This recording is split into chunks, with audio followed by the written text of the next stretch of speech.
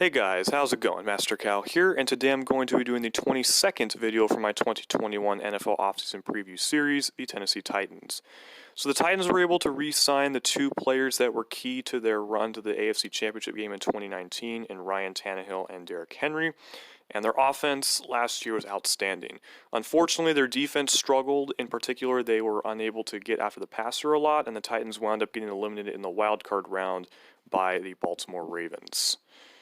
So the Ravens got their revenge on the Titans, despite the fact that the Titans wound up beating the Ravens in the regular season.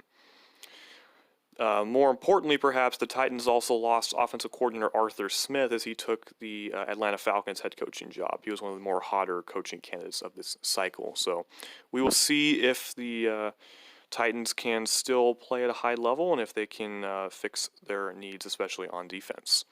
So their starters, you got Ryan Tannehill at quarterback. What a career resurgence he has had since coming over to Tennessee, as he's been one of the better graded quarterbacks since he took over as the starter in Week 7, I think, of the 2019 season.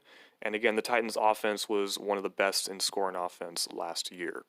How he'll do in a newer system without Smith will be interesting, but yeah. And then Henry, who has just also emerged the past year and two-thirds as he led the league in rushing for the second straight year. And in fact, he put up 2,000 rushing yards, which is impressive, as he seems to be an exception to the rule that paid running backs tend to regress after they get their second contracts. At left tackle is Taylor Lewan, first rounder in 2014. Lewan unfortunately missed most of the season with an ACL tear that he suffered in Week 5. Left guard is Roger Saffold. He's in his third year at the Titans after spending 8 years before that with the LA Rams, and he's still good even as he gets older. At center is Ben Jones, who's pretty good for them at the middle. Right guard is Nate Davis, third rounder in 2019, who has slowly but surely been getting better and better.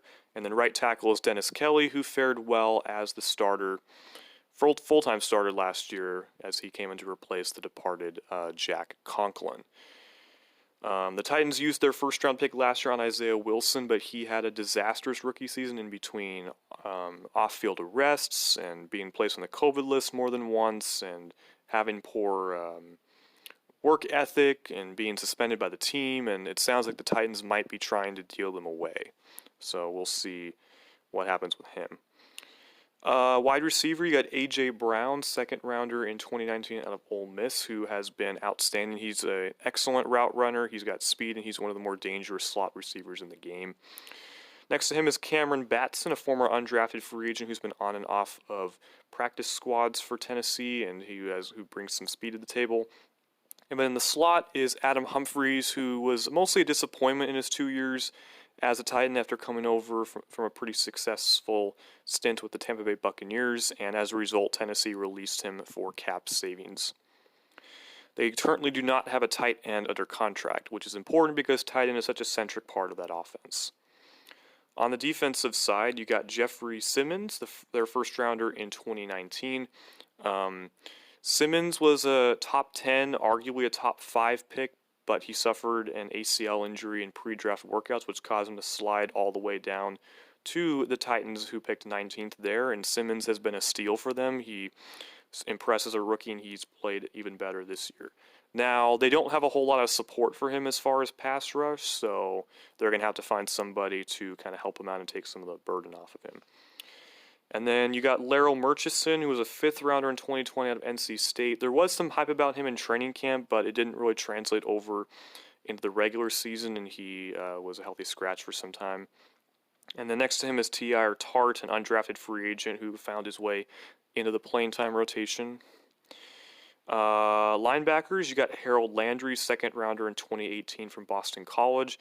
Landry had a pretty good 2019 season, but he regressed in 2020 as he was unable to make much of an impact getting after the quarterback.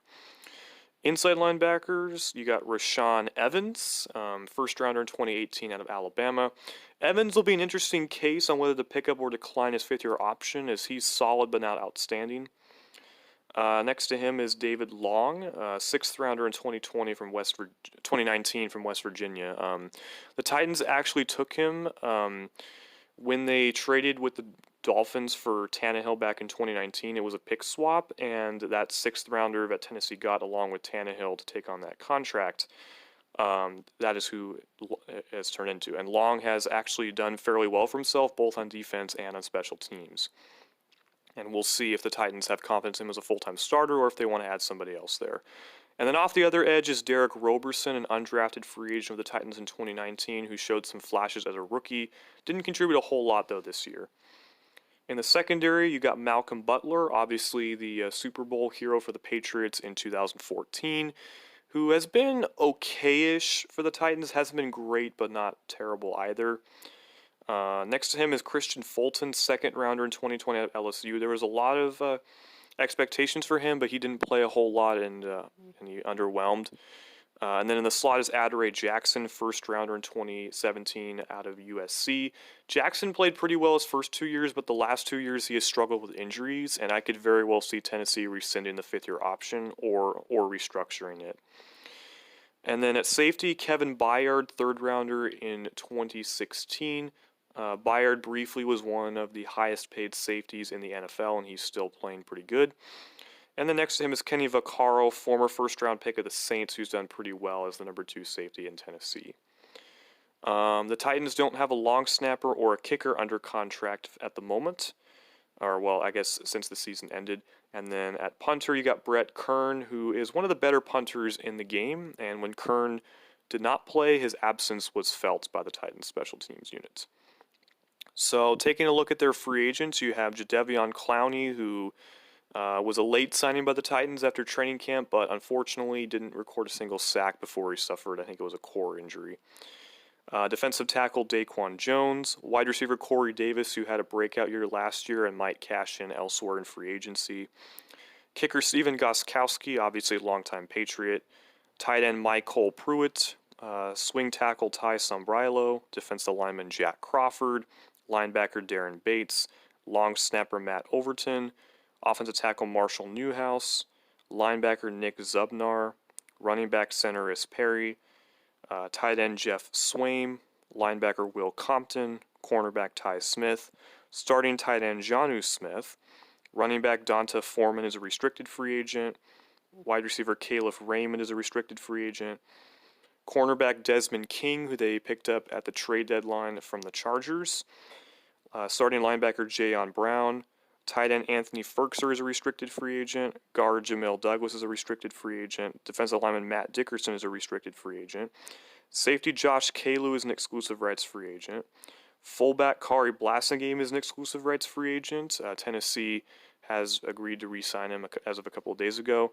And then cornerback Chris Milton. Milton was waived by the Titans because he finished the season on IR, so that was a procedural move. We'll see if they bring him back or not. After the release of Humphries, the Titans are cap compliant. They have just under $4.7 million of available cap space, so that's not a whole lot to work with. So their needs, I'm going to say wide receiver is a need, getting either re-signing Corey Davis or finding a replacement for him. Definitely tight end because it's so wide open. And then the front seven, getting pass rushers who can help out Simmons, as I mentioned before. Probably could do with another cornerback, potentially. I'd say that's a secondary need. And then, so their potential cap casualties, well, they cut Humphries, as we mentioned before. I could see them, they could cut Butler for cap savings. They could cut Jackson before his fifth-year option becomes fully guaranteed on the 17th. And then they could also cut Vaccaro if they wanted to roll with Amani Hooker as the starting safety. So, And that's going to do it for this video. I hope you guys enjoyed, and stay tuned for the next off-season preview video.